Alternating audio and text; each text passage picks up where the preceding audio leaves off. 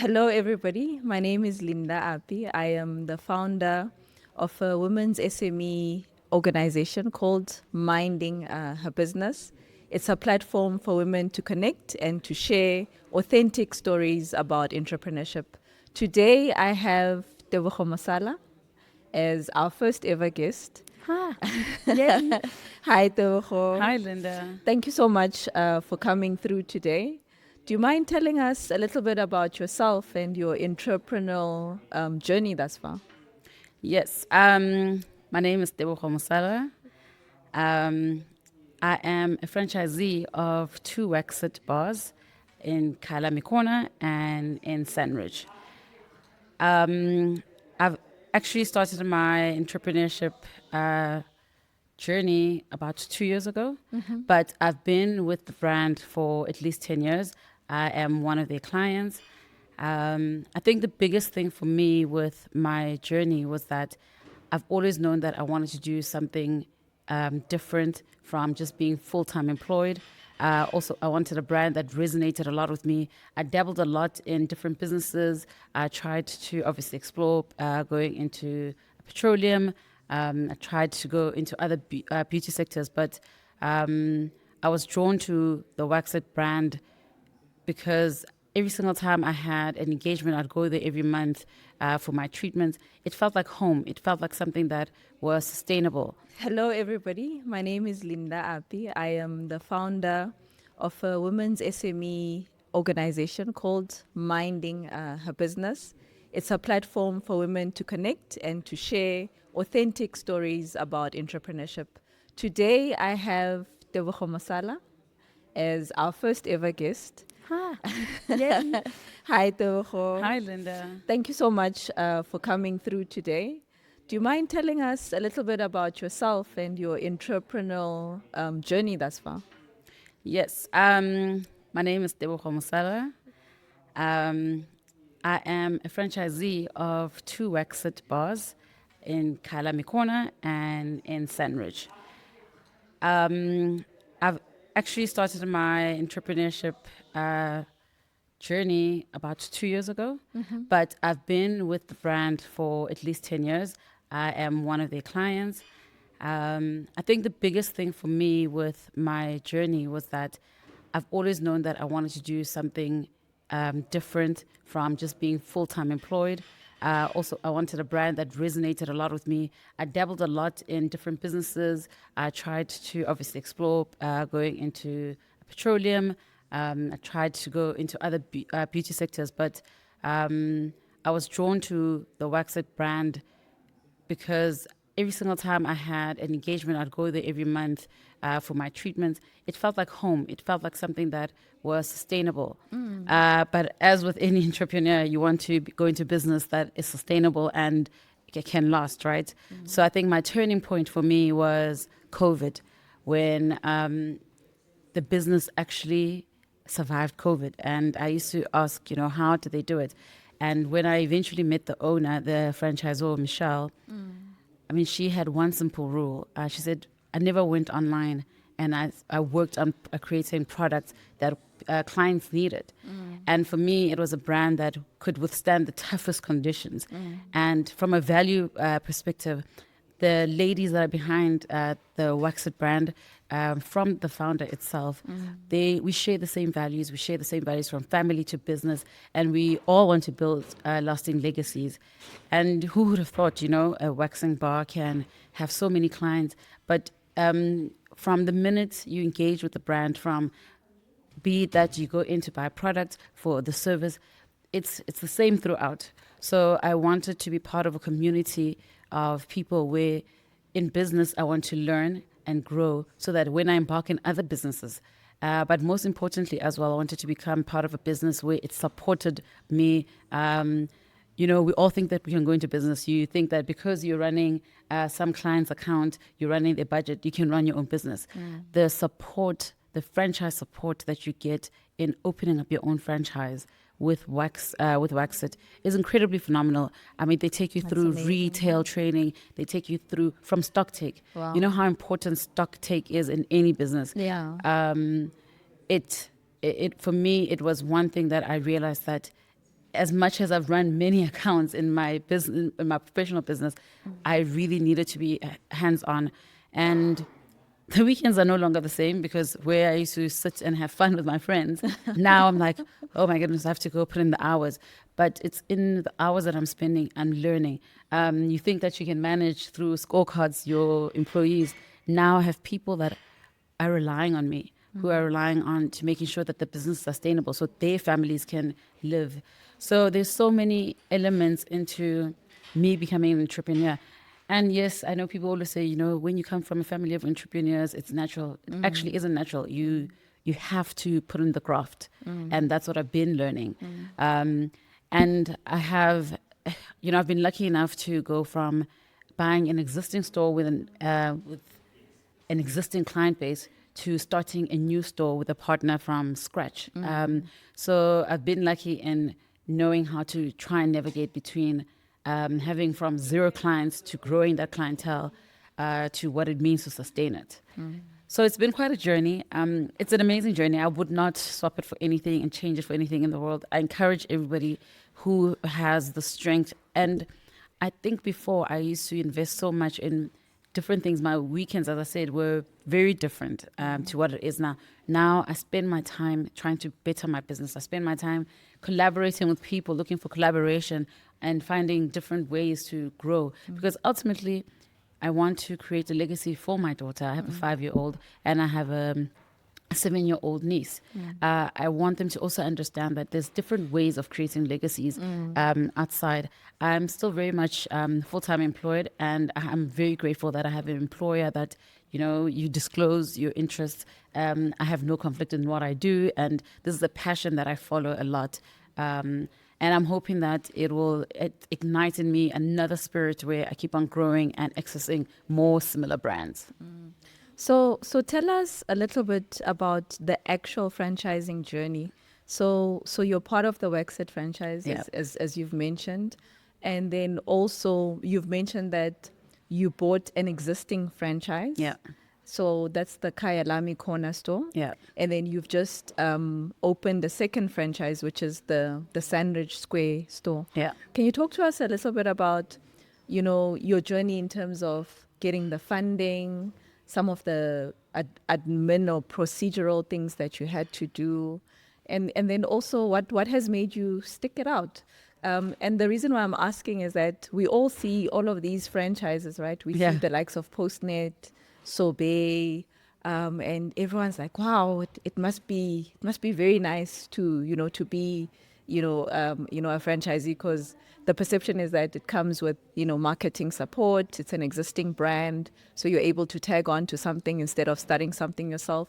Yeah, so tell us a little bit about that, just unmasking that, what happens behind the scenes of owning or starting a franchise. I mean, I get a question similar to that a lot when I'm speaking to people. Yes. The one thing that, first of all, that before I started the journey, I did a lot of homework on WAXIT. As I said, beyond being the client, I'd visit different branches as well. And like any other business, they have a criteria that you need to meet. So I filled out the application form. There's also an investment amount that you put up front so that they can see that you're serious. And there is a very intense, but it's very fluid interview process that you go through. I went through that. I went through the sites that I wanted to get. Then obviously you have to have skin in the game, right? Yes. It's very, very important. Yes. And the one thing that the franchisor was very clear on was that they don't want a business person that just wants funding and they leave it there. So they want to know how much I had. So it took me a while. I'm sure before I actually settled into the business, I think I took 5 extra years to make sure that my savings were on point. So the bank actually requires at least you must have between 10 and 15% of the franchise amount. Okay. So at the time when I started the process, the fee was about 1.650, and then obviously it's gone up since. And that's million, 1.6. And that 1.6 million, so you must have at least 10% of that. Okay. So and before that, then you apply with that.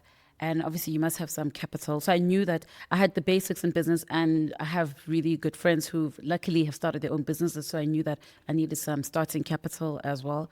So I had saved up a huge chunk of my money to, I had about almost half of the money that was required for the business. The great thing about WAXIT is that the franchisor herself, she really has built great networks with the banks.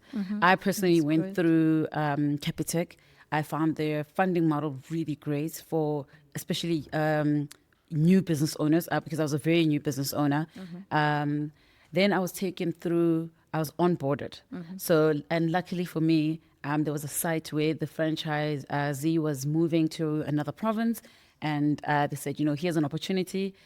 It kind of disheveled me a bit because, what I had originally budgeted for a new to industry site, and I needed more money, more capital. But the franchisor also and the support program, they were very much they were very flexible in terms of when my capital needed to be invested into the business.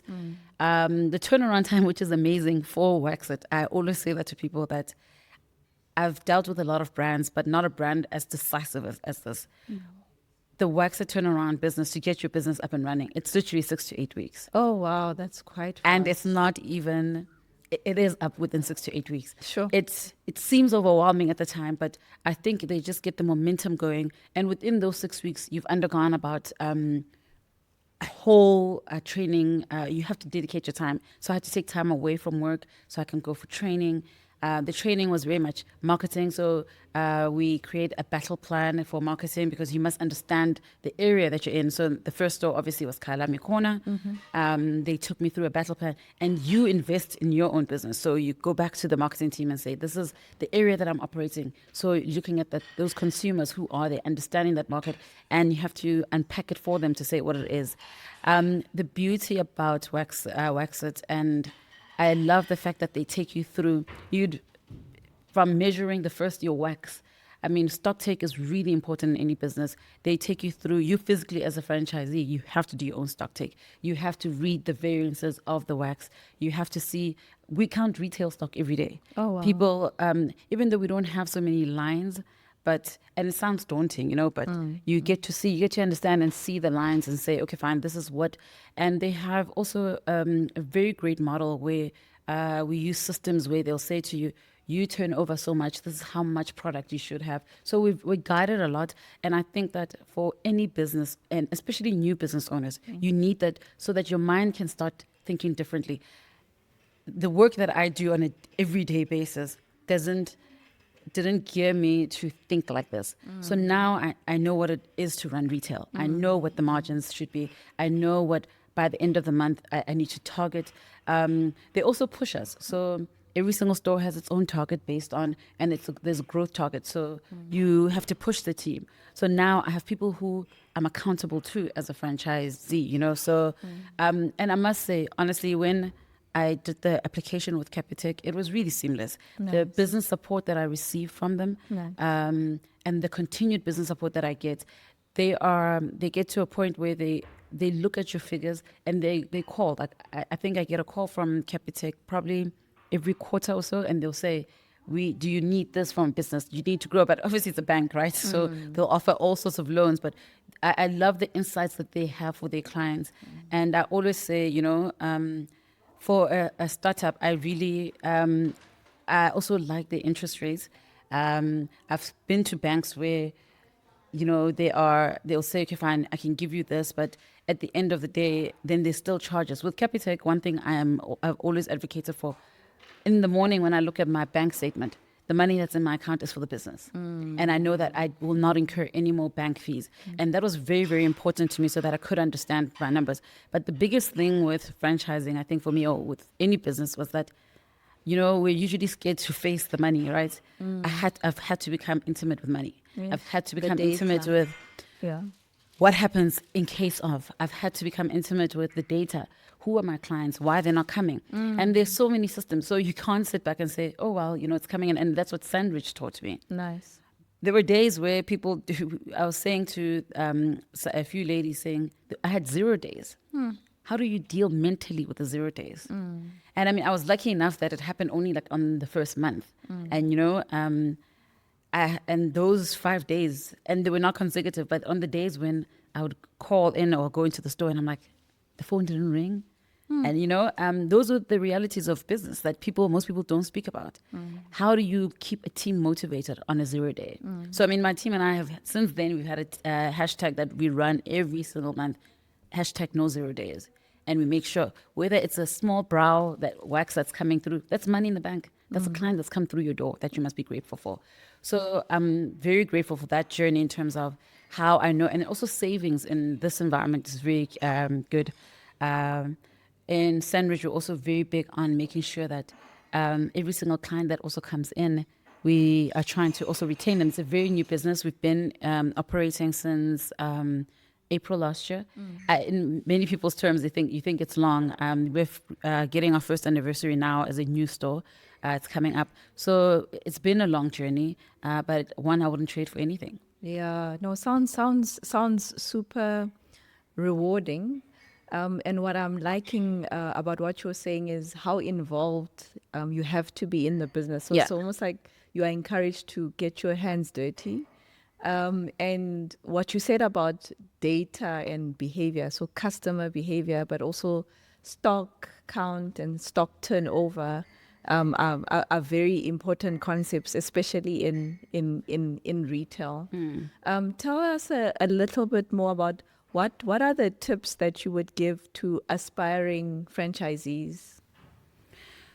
I think go into a business that you believe in. We're very quick to look at brands and say, I was a victim of that. I wanted the likes of a Chicken Licken and, go into a brand that you feel passionate about, number one. A brand that you know you can invest your time in and you will not regret. Everything is a risk, right? So go into it with, I have nothing to lose if I invest in this. But do your homework. It's very key that you invest in something that you know, because it's your money at the end of the day. Definitely. I mean, I used the very last bit of my savings to invest in this brand. Sure. And it was a risk that I was willing to, to take. Of course, I prayed a lot about it. But it's important for you to align, not only from a values point of view, but from the business ethics of it. I can pick up the phone and call any franchisee in the WAXIT family. If I'm running out of wax, I haven't budgeted right, I forgot to order or under ordered. And it's that kind of family. And I certainly hope that, I know that businesses are not all the same, but it's one thing I do love about WAXIT, that I can call whichever branch, be it my neighbor there in Polo Fields or Bryanston, or I can call Sanridge, say I'm short here, and all the franchisees we're very much like-minded. It's almost as if I always say to some of the franchisees, almost as if the franchisor also handpicked the quality of. So you'll find yourself, going into a business that almost mirrors what your daily life is. And it was very important for me that also the franchisor understood that I needed a balance in my life. So the 2 days a week that I work, so most of the time for me, it has to be weekends because I'm employed full time. Yes, So yes. I will go to the store possibly after hours to do the cash up and, to check on how the day's been running. But the flexibility was also very important for me, that I want to be part of the business, but how can the business also support me? So I think doing the homework and also making sure you have to make the right call that resonates with you. No, sounds amazing. So the other thing is that apart from the skin in the game that you spoke about in terms of the startup capital, right? There are monthly franchising fees, right? So there are fees or licensing fees. Yes. I'm sure you'll clarify for us that are actually paid on a monthly basis. Can you walk us through that? So WAXIT in particular, so the franchise fee is 7%, and then you get a 2% of the marketing as well. So it's 9% of Okay. the total turnover Yeah. that you pay monthly. Yes. So, that also gets deducted at a certain time in the month. And here's the beauty about the franchisor once again. So this fee actually gets deducted at a certain time during the month when they know that all your obligations have been met. With it is so it's not just they're not chasing. Or on the 30th, we're going to bill you. Yes. So it's very interesting, and even added to that, what has been really impressive. So there's two parts of ordering. You order retail on a different day, and then consumables, which is obviously your wax, the bed sheets, on a different day. The retail is payable, I think, 2 days after you've ordered it. So you always have to make sure there's money in the bank. Yeah. But the consumables, 30 days thereafter. So they've also packaged the way the billing system works. So it alleviates a lot of pressure. But with that, you have to be smart in how you order. So there's different ways where we order. So I order only twice a month, because if you order every week, then you're getting charged a delivery fee at this and this. So instead of being charged a delivery fee twice a month. So we pre-order, we package, we forecast for the 2 weeks, and we'll say, and I don't do any orders unless really it's worst case scenario on the last week of the month, because that's when most bills get paid. So we plan. So the franchisor also helps you plan. There's a guy who heads up all the intel, like their warehousing, who phone and say, a classic example, December, I thought I had ordered enough stock. And before the warehouse closed, he phoned me and he said, "You've under-ordered." And I was like, "No, I'm sorted." And he was like, "No, look at your figures, look at your anticipated turnover." Nice. And lo and behold, I used up the stock that he had said I order. So that's the kind of support that, you would not ordinarily get. And in the busy December, which site was going to give me all the stock that I needed? So it's also those kind of things that make me, enjoy working with this brand as well. So in my dealings with entrepreneurs, I think a lot of the time we don't anticipate or plan for the period where we're not going to be making money, because it does take time to get to break even, right? And it almost takes a certain muscle, and you have to build up resources. It's almost like you're planning for winter. So with the WAXIT model, on average, how long is the period until someone reaches that break-even point? Look, it always depends on the store and where you are situated, right? So on average, the projections, when you first join, you'll see that projections will be around the 18-month turnaround. But there've been stores that have literally hit that break even within a few months of trading. Oh, wow. Yeah, like literally a few months of trading. So it really, really depends on where you are. But we always bank on, we say, the 18-month mark, purely because you take into consideration the fact that, especially for the new stores, the marketing. You need to have a consistent clientele, because most people, they have maybe about a 4 weeks, 6 weeks turnaround to come back. So there's that lull period as well, from your new clients to them coming back after 6 weeks or after 4 weeks. Then you need to get that loyal client base to come in, and obviously your overheads. That's why it's very, very important before you sign in, know your figures, know your operating capital that's going to be required. It's the do or die for it. It will make or break you if you're not anticipated for that amount. And for those costs, have an honest conversation with, besides your banker, have an honest conversation with your money as well. You look at your bank account and you say, this is what I can afford. Where else, if I'm short, where else can I tap? What can I tap into?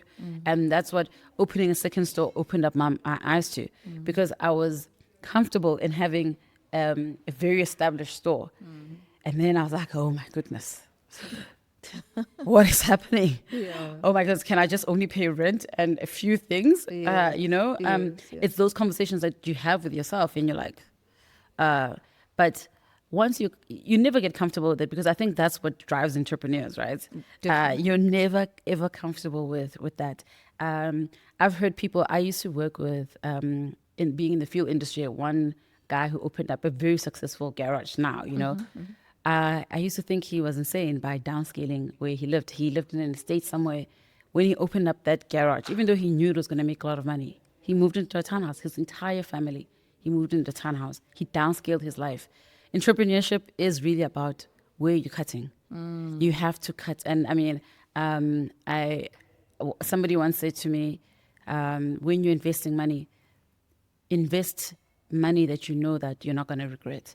As, it's almost like you're closing your eyes and you're saying, okay, I'm not going to regret doing this, because it also eases that and alleviates that pressure from you. It's about putting that money out and saying, if it comes back, it's coming back, but you must also work for it to come back to you. So I think more than anything else, it's having that courage. It takes a lot of courage. It takes off. I won't say that I've had lots of sleepless nights where I open up a bank account, that's 7 o'clock, and you say how much money has gone into the bank. It's with, you must be so, you become so intimate with your money that you almost, you become one with it. I've had many months where I wasn't sleeping, where I was wondering, I have people whose families are depending on me. I interviewed people to come join me on this journey. Where's the salary is going to come from? You also start becoming selfless, where do I cut? Where do I, and it's not all glory, glitz and glam. It really isn't. Where do you rob Peter to pay Paul, what kind of sacrifices? I've made a lot of sacrifices. That I certainly never thought I would make those kind of sacrifices. And I have a young family.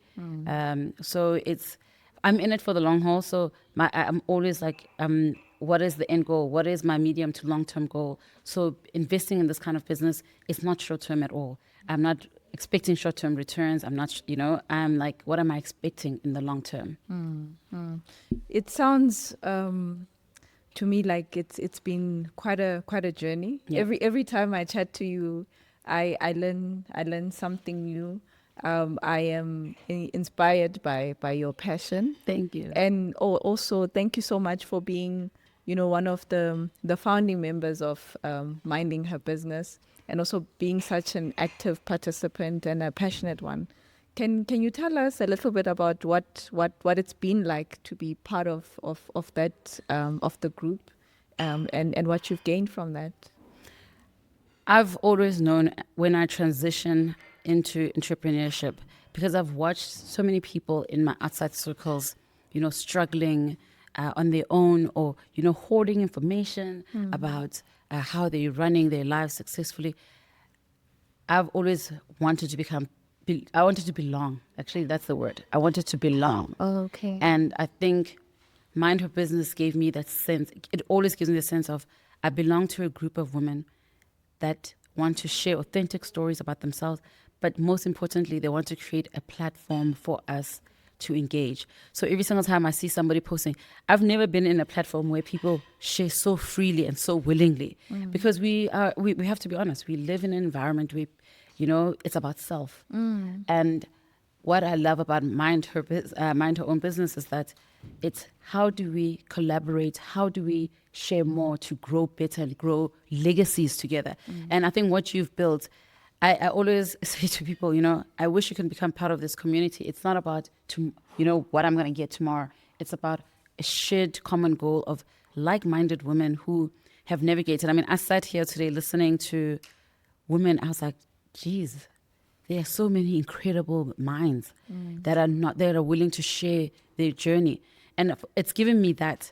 And I really wish that as it grows, we continue to attract the same group of people, like-minded women, because it's so important to build a society where women look after each other and we grow. Because you've seen many communities that grow. I mean, I look at the Jewish community, for instance. They really succeed and they're well off in terms of, not just financial wealth, but just in who they are as a community, because they support each other. True. And especially as women of color, we are known to, have the PhD syndrome. Yes. And for me, this is the first time I feel a sense of belonging with women who really genuinely want each other to do better. Listen to women saying, I have this platform, this marketing platform that I think you should be using. I have this tool that I think you should be investing in. We have this investment platform that, is looking at the future. How many people can share that with you? And Minding Her Own Business has created that. We're a very small group, and I do believe that we will grow. And it's not about the numbers, right? No, it's about not. it's it's attracting the right people. I always say we are meant to be where you are. You are where you're meant to be. As the spirit guides, as the universe has it designed. You and I chatting, we realize we have so many people in common, right? Yes. And throughout the paths, and something as small as our brothers, Yeah. the universe, I think, designs it in such a way that years from now, you're like, but our paths crossed then. How are we meeting now, Indeed. Yeah, indeed. so I think this is no coincidence. Yeah. I think it is by any means, I think it's a start of a collaboration of women that might just change it, a course. They're women in the financing sector that, it's a whole crew. You've managed, I think, with this group of, a cohort of women, it's like, mix masala that works somehow. Yeah. So just a little bit about that. I mean, we made 4 years ago. Yes. Yeah, we're both speaking at an event for Yes. youth, and we managed to connect and keep in touch over the years. So yeah, there's a lot to be said for being able to connect authentically. Absolutely.